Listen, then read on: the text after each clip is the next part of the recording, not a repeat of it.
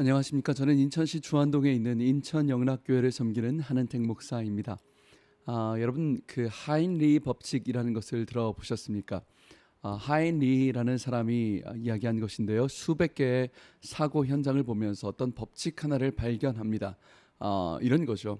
한 번에 큰 대형 사고가 일어나기 위해서는 수십 번의 비슷한 사건에 작은 사건이 있었다. 예를 들어서 안타깝지만 세월호 사건이랄지 거대한 산불이랄지 이런 큰 대형 사고가 나기까지 이것이 어느 날 갑자기 딱 하고 떨어지는 것이 아니라 반드시 그 조짐이 있다는 것이죠. 그것과 비슷한 작은 사건이 29번이 일어났다는 거예요.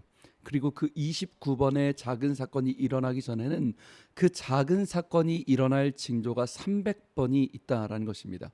그래서 실제로 이 사회에서는 하인리 법칙을 참 중요하게 여기고 그 작은 징조가 있을 때 큰 사건을 대비하는 것입니다. 그런데 여러분 문제는요, 우리가 이 하인리 법칙을 영적으로 적용할 생각을 잘 못한다는 데 있습니다. 죄라는 부분이죠. 내 삶에 있어서 조그만한 죄를 지을 때 뭐 이건 작은 거니까 별거 아니니까 뭐 신경 쓰지 마. 내가 뭐 화를 한두 번 내나 음란물 이 정도는 괜찮지. 이 정도는 문제 없어. 그것이 10번이 되고 100번이 되고 300번의 징조가 되어도 방심하는 것입니다. 이 정도는 괜찮지.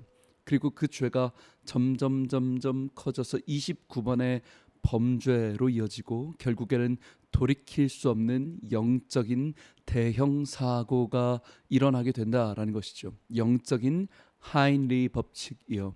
방심하고 방치할 수 없다는 것입니다. 여러분 실제로 우리가 모두가 경험해서 알고 있습니다. 나의 작은 화 때문에 한 영혼이 돌이킬 수 없이 파괴될 수 있다는 것이죠. 나의 작은 거짓말로 관계가 돌이킬 수 없이 꼬여버리고 작은 음란이 나에게서 멈추지 않아요. 그 음란한 영들이 다음 세대에 영향을 미칠 수도 있다는 것입니다. 여러분 기억하십시오. 작을 때요, 아직 내가 이 문제를 가지고 하나님께 기도하고 돌이킬 수 있을 작을 때 바로 지금입니다. 그 작은 문제를 가지고 하나님께 나아가는 것이 얼마나 큰 축복인지 모릅니다. 그 300번을 결코 방치하시면 안 된다라는 것이죠. 1920년도에 영국 비행기 조종사였던 프레데릭 페이지라는 사람이요, 한 번은 혼자서 사막 위를 비행하고 있는데 뒤편에서 사각사각 소리가 들리는 것입니다. 보니까 어디서 들어왔는지 쥐 한 마리가 비행기에 들어와서 그 비행기 부품을 갉아먹고 있는 것입니다. 그런데 문제는 쥐가 아무거나 갉아먹다가 무슨 전기선이라도 건드리면 큰일 나는 거예요.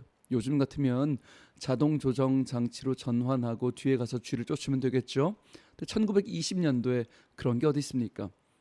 큰일 났다 하고 있는데 번뜩 떠오른 생각에 학창 시절에 쥐 같은 조그만한 동물은 높은 고도에 올라가면 죽는다라는 것을 배운 게 기억이 나는 것입니다. 그래서 한번 해보자 하고 그 비행기를 높이 고도를 올려 나갔습니다. 근데 이게 계속해서 고도를 높이니까 나중에는 자기까지도 숨을 쉬기가 어려운 거죠. 그래도 어쩔 수 없어요. 끝까지 가쁜 숨을 몰아쉬면서 올릴 수 있을 만큼 최대한 고도로 올린 것입니다.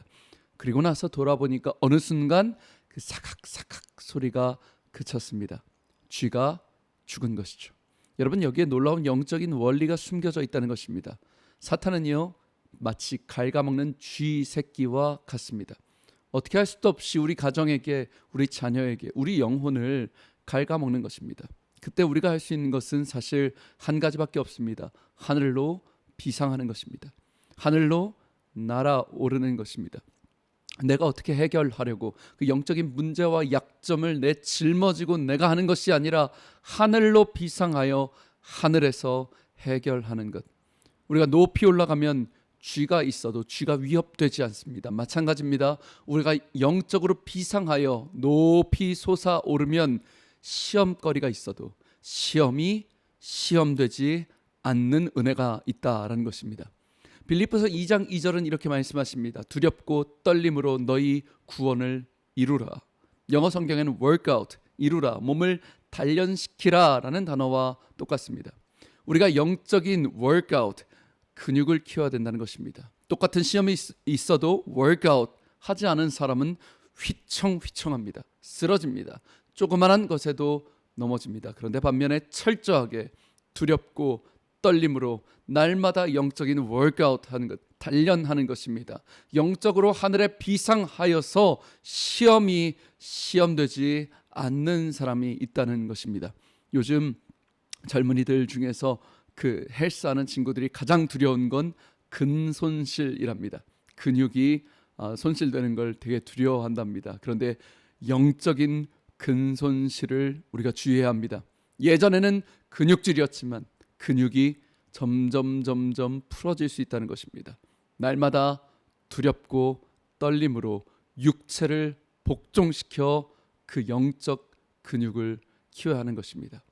사랑하는 방송 가족 여러분, 사역을 하면서 많은 분들이 그 시험에 넘어지는 것을 보았습니다. 가정의 문제로, 경제의 문제로, 자녀의 문제로, 배우자의 바람의 문제로 마음이 무너져 돌이킬 수 없는 상황 가운데 계신 분들, 자녀의 문제 때문에 가슴을 치며 애통하는 분들을 수도 없이 봤습니다. 내 인생은 왜 이렇게 비전이 안 보이냐며, 나는 왜 이렇게 이 모양 이 꼴이냐며 자책하는 청년들도 수도 없이 봤습니다. 그런데 그 모든 문제의 근원을 파고 들어가면 결국 한 가지입니다.